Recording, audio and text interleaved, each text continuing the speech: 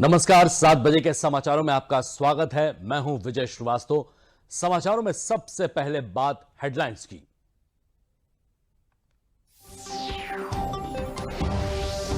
योगी सरकार के मंत्री सरकार के दूसरे कार्यकाल के पहले 100 दिन पूरे होने पर विभागीय कार्यों का जनता के सामने पेश करेंगे रिपोर्ट कार्ड। 4 जुलाई को प्रदेश भर में मंत्री करेंगे प्रेस वार्ता।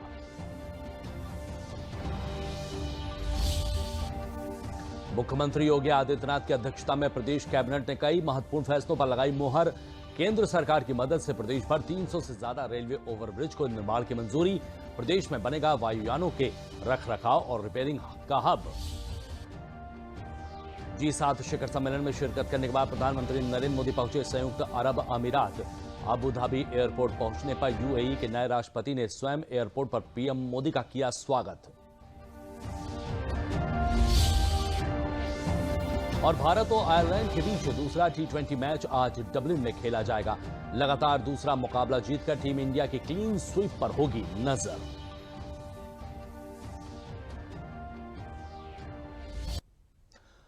और 7 बजे के समाचारों की शुरुआत करते हैं इस वक्त की 2 बड़ी खबरों के साथ।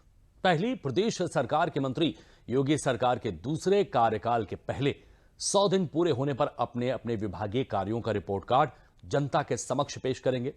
5 जुलाई को योगी आदित्यनाथ की सरकार के दूसरे कार्यकाल के पहले 100 दिन पूरे हो रहे हैं। इसके साथ ही मुख्यमंत्री योगी आदित्यनाथ की अध्यक्षता में प्रदेश कैबिनेट ने आज कई महत्वपूर्ण फैसलों पर मोहर लगा दी है। प्रदेश भर में केंद्र सरकार की मदद से परिवहन को सुगम बनाने के लिए 300 से ज्यादा रेलवे ओवरब्रिज के निर्माण को मंजूरी दे दी गई है। इसके अलावा प्रदेश में वायुयानों के रखरखाव और रिपेयर समेत ओवरहॉल के लिए हब बनाने को भी मंजूरी दी गई है।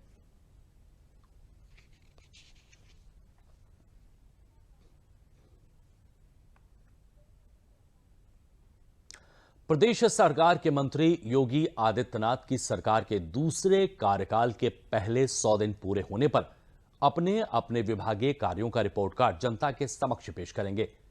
5 जुलाई को योगी आदित्यनाथ की सरकार के दूसरे कार्यकाल के पहले 100 दिन पूरे हो रहे हैं। इसी कड़ी में प्रदेश सरकार के मंत्री 4 जुलाई को राज्य स्तर पर प्रेस वार्ता आयोजित की जाएगी। इस प्रेस वार्ता में सभी मंत्री और जनप्रतिनिधि जनता के बीच होंगे और अपने विभागीय कार्यों की उपलब्धियां जनता तक पहुंचाएंगे। इसके अतिरिक्त सरकार के अगले 6 महीनों के लक्ष्य की भी जानकारी देंगे। इस सिलसिले में आज मुख्यमंत्री आवास पर सीएम योगी आदित्यनाथ की अगुवाई में एक बैठक आयोजित की गई और 100 दिन के कामकाज की समीक्षा भी की गई।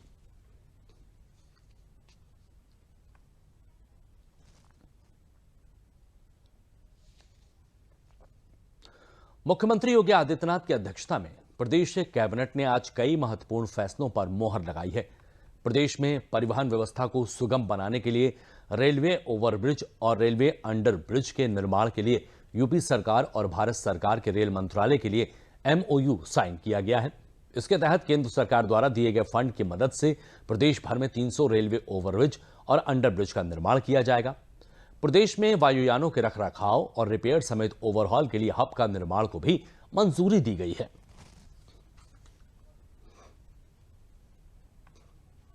सरकार में जो संसाधनों की कमी रहती है, पूर्ण इसमें योगदान केंद्र सरकार का रहेगा। सिर्फ उत्तर प्रदेश सरकार की 10% लागत लगेगी, जो पहले भी लगती आई है, जिसमें यूटिलिटी शिफ्टिंग और जमीन अधिग्रहण वो प्रदेश सरकार द्वारा किया जाएगा। और जो अप्रोच रोड भी होती है वो जिसकी वो भी सिटी निगम और PWD विभाग द्वारा होगी। बाकी पूरा खर्चा केंद्र सरकार से इसमें व्यय किया जाएगा और ये अनुबंध MOU शीघ्र ही साइन कर लिया जाएगा केंद्र सरकार के साथ। आज 14 महत्वपूर्ण प्रस्तावों को प्रदेश कैबिनेट ने मंजूरी दी है। उत्तर प्रदेश डाटा सेंटर नीति 2021 के अंतर्गत 4 निवेश प्रस्तावों को प्रोत्साहनों की स्वीकृति दी गई है। पर ड्रॉप मोर क्रॉप कार्यक्रम में ड्रिप और स्प्रिंकलर सिंचाई के प्रोत्साहन के लिए 5 वर्ष तक अतिरिक्त राज्य सहायता यानी टॉपअप और प्रदेश में वन्य क्षेत्रों को बढ़ाने के संबंध में प्रस्ताव पास हुआ है। इसके तहत वर्ष 35 करोड़ वृक्षारोपण का लक्ष्य भी रखा गया है। माइक्रो इरिगेशन के माध्यम से, ड्रिप सिंचाई के माध्यम से किसानों को अनुदान पर स्प्रिंकलर सिस्टम, सिंचाई का सिस्टम एडॉप्ट करने की योजना चल रही थी। उसका इस वित्तीय वर्ष में समाप्ति हो रही थी। अब हम लोगों ने अगले 5 साल के लिए उस योजना को पुनः अंगीकृत करने का काम किया है। भारत सरकार और प्रदेश सरकार दोनों राज्य मिलकर के किसानों को, लघु सीमांत किसान और नव किसान दोनों किसानों को उनका अनुदान जो राशि थी यथावत रखते हुए अगले 5 साल को वो योजना पुनः लागू रहने से एक तरफ ड्रिप इरिगेशन के माध्यम से बहुत कम पानी में ज्यादा क्षेत्र की सिंचाई होती है, फसलों को उसका पोषक पानी के रूप में पोषक तत्व की ग्रहणीयता होती है और काफी बड़ा इसके परिणाम 5 साल में अच्छे परिणाम आए। केले तक की खेती इस तरह की फसलों की वो भी उत्तर प्रदेश में बढ़ोतरी इसके क्षेत्रफल में हुई है। तमाम फसलों को, नई नई फसलों को लाभ पिछले 5 साल में देखा गया है और इसलिए अगले 5 साल के लिए इस योजना को उत्तर प्रदेश सरकार ने आज की कैबिनेट में अंगीकृत करने का काम किया है। हम उत्तर प्रदेश में वन क्षेत्रों को बढ़ाने के लिए, क्योंकि एनवायरमेंट के लिए बहुत आवश्यक है वनों का क्षेत्र बढ़े, पौधों का क्षेत्रफल बढ़े, उसके लिए हम लोग इस वर्ष 35 करोड़ पौधों को रोपित करने की योजना वन विभाग के माध्यम से करेंगे और सभी को उसमें सहभागी बनाते हुए इस योजना को लागू करेंगे। प्रधानमंत्री नरेंद्र मोदी जर्मनी में G7 शिखर सम्मेलन में शिरकत करने के बाद भारत आने से पहले यूएई पहुंचे हैं। प्रधानमंत्री की यात्रा अपने आप में बेहद महत्वपूर्ण है। प्रधानमंत्री की ये यात्रा संयुक्त अरब अमीरात के पूर्व राष्ट्रपति और अबू धाबी के शासक रहे शेख खलीफा बिन जायद अल नाहयान के निधन के बाद हो रही है। प्रधानमंत्री व्यक्तिगत और तौर पर श्रद्धांजलि देने के लिए वहां पर पहुंचे हैं। प्रधानमंत्री के अबू धाबी पहुंचने पर यूएई के नए राष्ट्रपति शेख मोहम्मद बिन जायद अल नाहयान ने खुद एयरपोर्ट पर उनका स्वागत किया है। दोनों नेताओं के बीच विस्तार से बातचीत हुई है।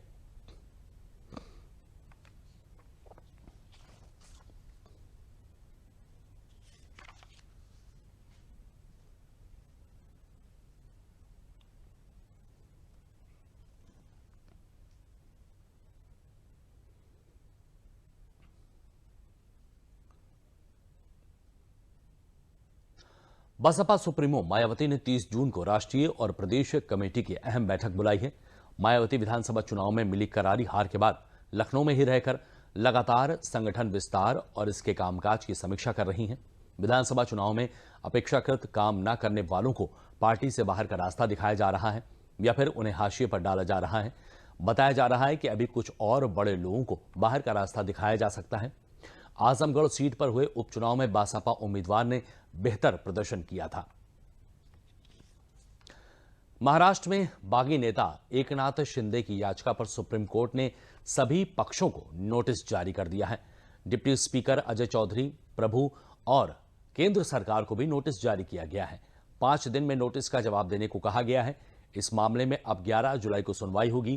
कोर्ट के फैसले के बाद एकनाथ शिंदे ने कहा है कि महाविकास आघाड़ी गठबंधन ने सदन में बहुमत खो दिया है, क्योंकि शिवसेना विधायक दल के 38 सदस्यों ने अपना समर्थन वापस ले लिया है और इस तरह सदन में बहुमत से नीचे आ गया है।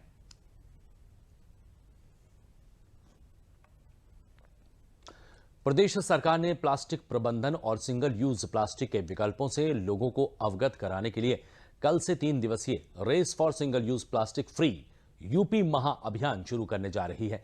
आज वन, पर्यावरण और जलवायु परिवर्तन मंत्री अरुण कुमार सक्सेना ने प्रेस को संबोधित करते हुए कहा कि लोगों को जागरूक करने के लिए लखनऊ में विभिन्न तरह के कार्यक्रम आयोजित किए जाएंगे। कार्यक्रम के जरिए लोगों को प्लास्टिक के इस्तेमाल को कम करने और रोकने के लिए जागरूक किया जाएगा।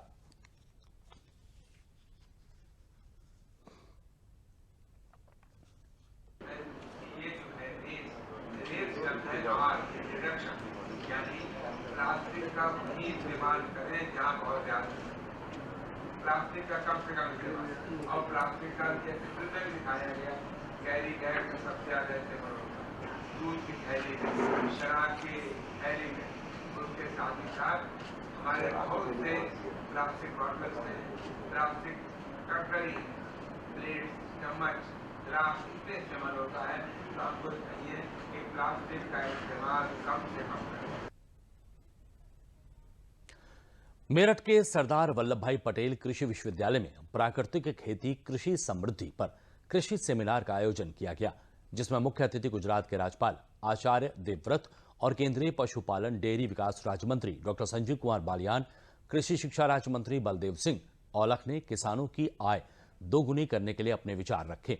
सेमिनार में किसानों को प्राकृतिक खेती की ओर आगे बढ़ने के लिए प्रोत्साहित किया गया। कृषि सेमिनार में गुजरात के राज्यपाल आचार्य देवव्रत ने कहा कि प्रधानमंत्री नरेंद्र मोदी ने किसानों के कल्याण के लिए अनेक योजनाएं दी हैं, जिससे लोगों को स्वास्थ्यवर्धक भोजन मिले और किसानों की आय भी दोगुनी हो। किसान प्राकृतिक खेती की ओर बढ़ें।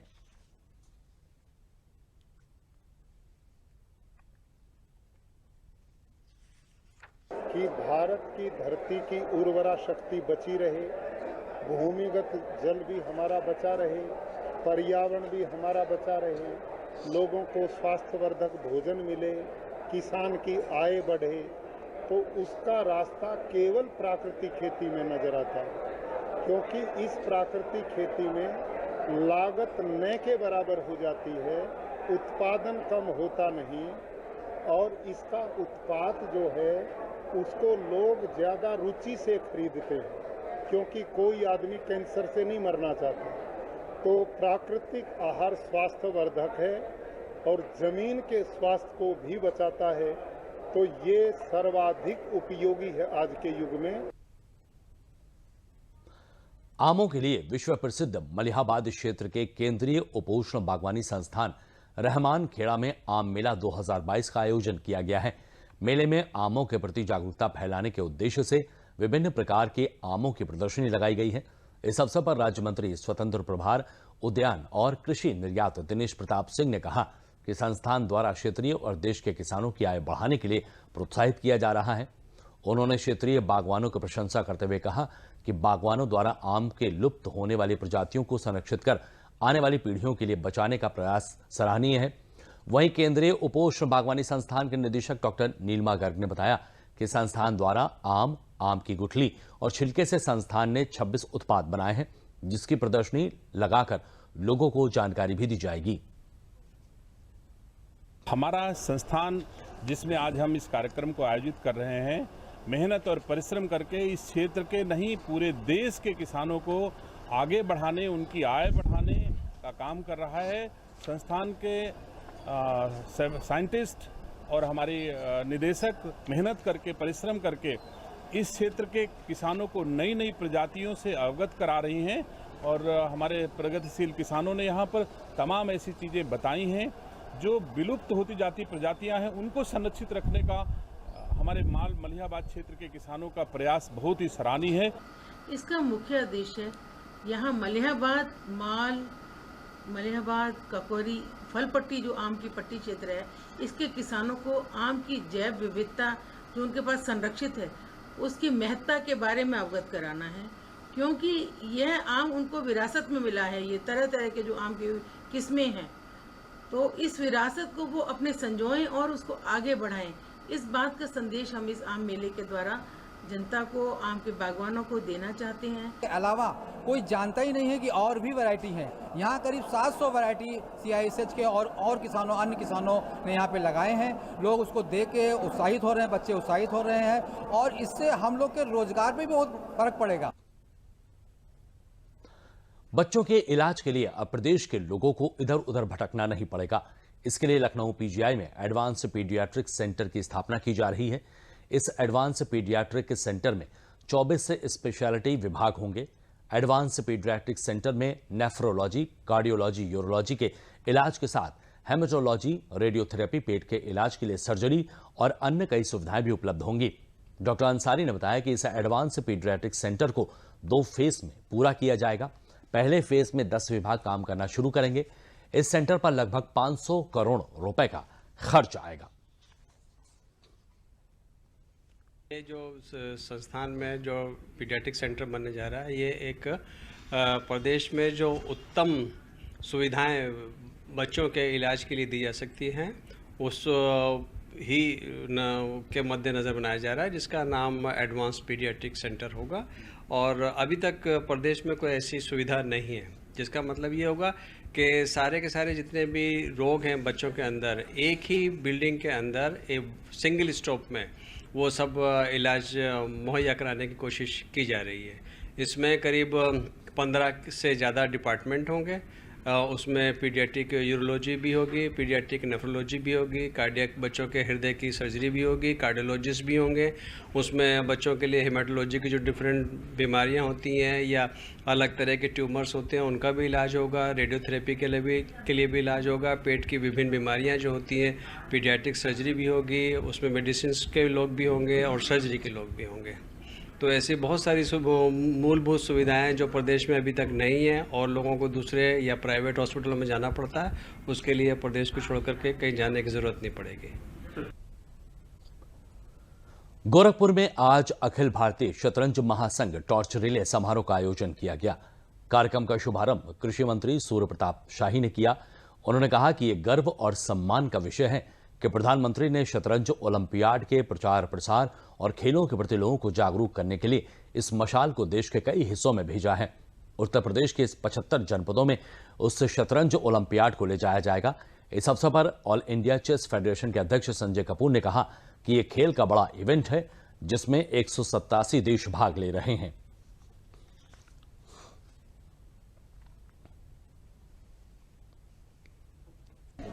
बहुत ज़्यादा ही प्रसन्नता हो रही है।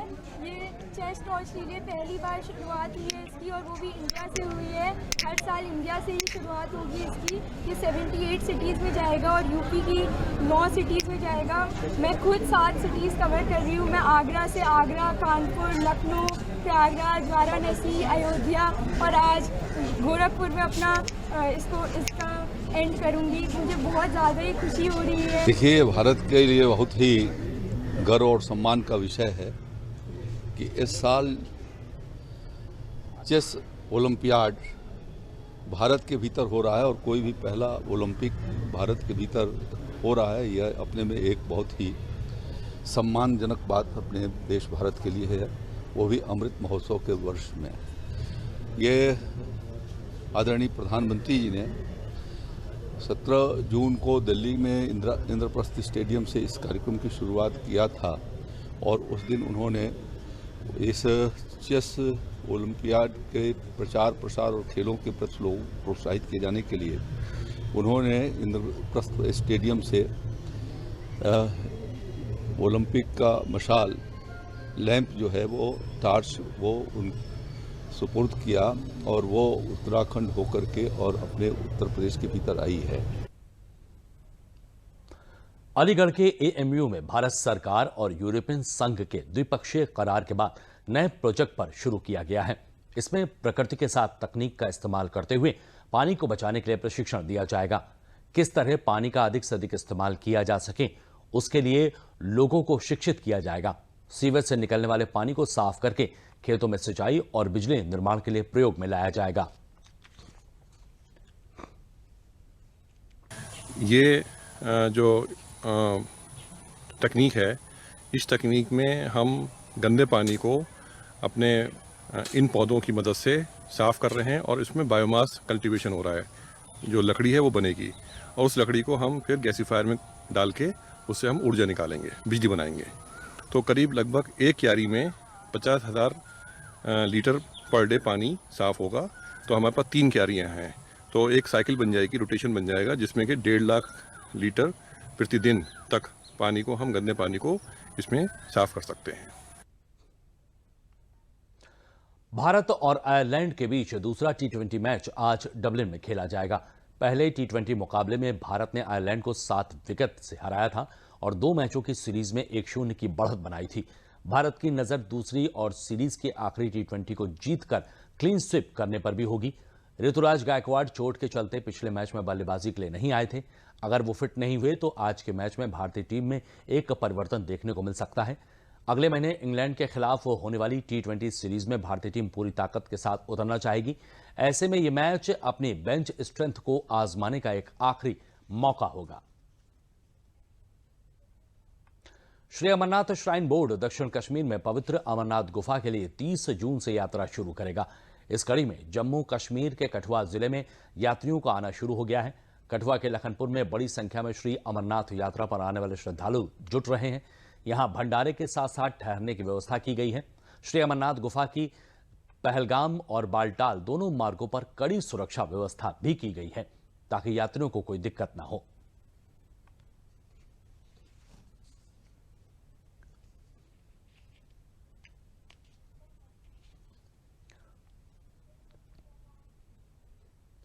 जनपद बलरामपुर में आजादी का अमृत महोत्सव के अंतर्गत अमृत सरोवर में विकसित तालाब गांव में मनरेगा के तहत मजदूरों को रोजगार उपलब्ध करवा रहे हैं।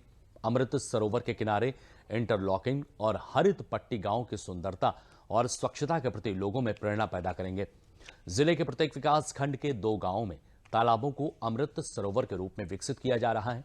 अमृत सरोवर निर्माण में काम कर रहे श्रमिकों ने बताया है कि इस गर्मी में हमें काम ढूंढने के लिए बाहर नहीं जाना पड़ा। अपने गांव में ही अमृत सरोवर के माध्यम से मजदूरी का काम मिला है।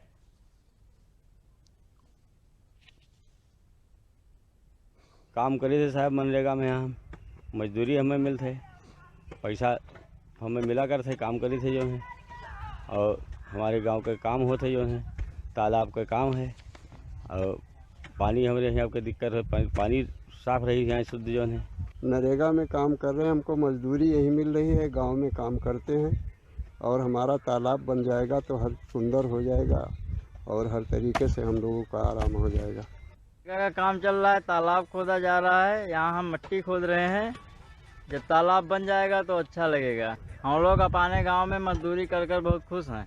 माननीय योगी जी को धन्यवाद दूंगा कि जिनके जहन में बात आई कि जल संचय बहुत ही जरूरी है, जल ही जीवन है, और उसी के तहत माननीय प्रधानमंत्री महोदय द्वारा जो योजना लाई गई है अमृत सरोवर के रूप में, ये आने वाले दिनों में जलवायु के लिए बहुत ही लाभकारी होगी। और मैं सरकार को और अपने यहाँ के ग्राम प्रधान को बहुत धन्यवाद दूंगा कि वो बहुत ही तन मन धन से इस तालाब की खुदाई के काम में लगे हुए हैं। स्वदेश दर्शन योजना के तहत Indian railway catering and tourism corporation द्वारा शुरू की गई भारत गौरव टूरिस्ट ट्रेन श्री रामायण यात्रा के 600 श्रद्धालु चित्रकूट पहुंचे हैं, जहां उनका प्रदेश के विज्ञान एवं प्रौद्योगिकी, इलेक्ट्रॉनिक्स तथा सूचना प्रौद्योगिकी राज्य मंत्री अजीत सिंह पाल, जिलाधिकारी और साधु संतों ने स्वागत किया है। श्रद्धालु यहां भगवान राम से जुड़े स्थल सती अनसुईया मंदिर, गुप्त गोदावरी रामघाट का दर्शन करेंगे।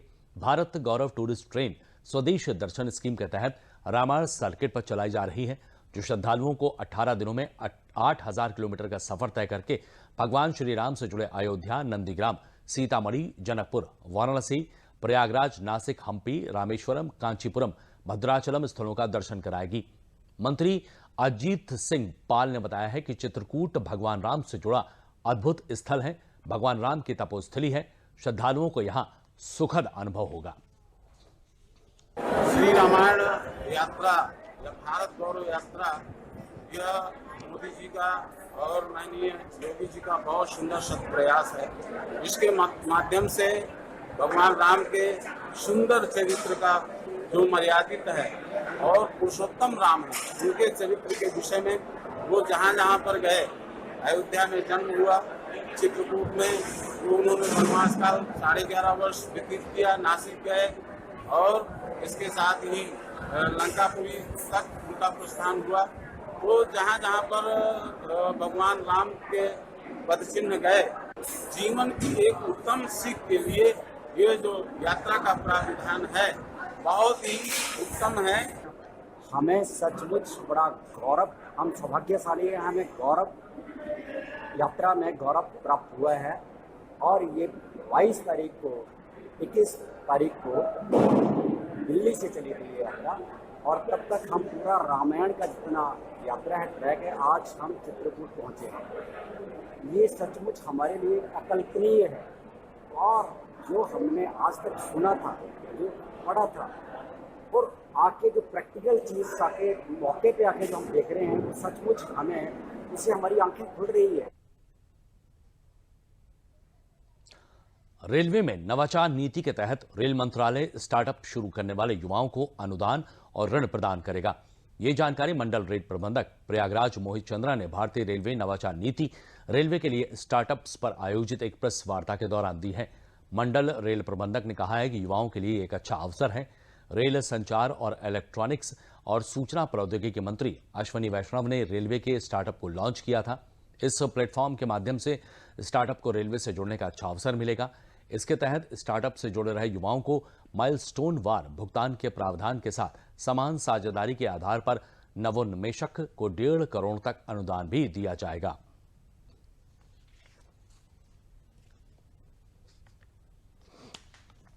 लेकिन रेलवे से जुड़ी हुई ये पहली स्कीम है जिसमें रेलवेज की जो प्रॉब्लम्स दिखाई पड़ती हैं उन पे काम करके हमारा इनोवेटर या हमारा एंटरप्रेन्योर रेलवे के साथ जुड़ सकता है।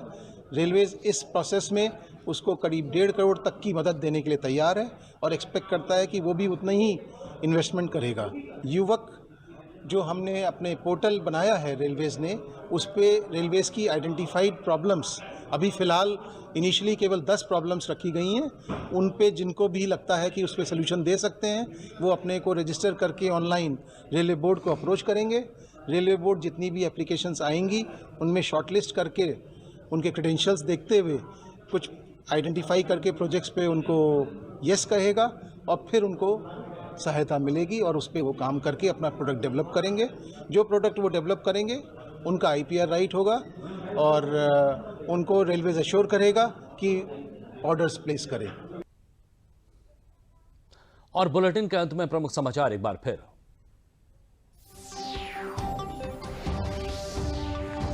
योगी सरकार के मंत्री सरकार के दूसरे कार्यकाल के पहले 100 दिन पूरे होने पर विभागीय कार्यों का जनता के सामने पेश करेंगे रिपोर्ट कार्ड। 4 जुलाई को प्रदेश भर में मंत्री करेंगे प्रेस वार्ता। मुख्यमंत्री योगी आदित्यनाथ की अध्यक्षता में प्रदेश कैबिनेट ने कई महत्वपूर्ण फैसलों पर लगाई मुहर। केंद्र सरकार की मदद से प्रदेश भर 300 से ज्यादा रेलवे ओवरब्रिज को निर्माण को मंजूरी। देश में बनेगा वायुयानों के रखरखाव और रिपेयरिंग का हब।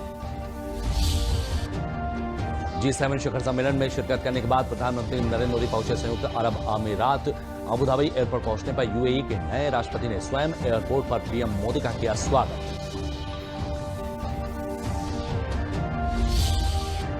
और भारत और आयरलैंड के बीच दूसरा T20 मैच आज डबलिन में खेला जाएगा। लगातार दूसरा मुकाबला जीतकर टीम इंडिया की क्लीन स्वीप पर होगी नजर।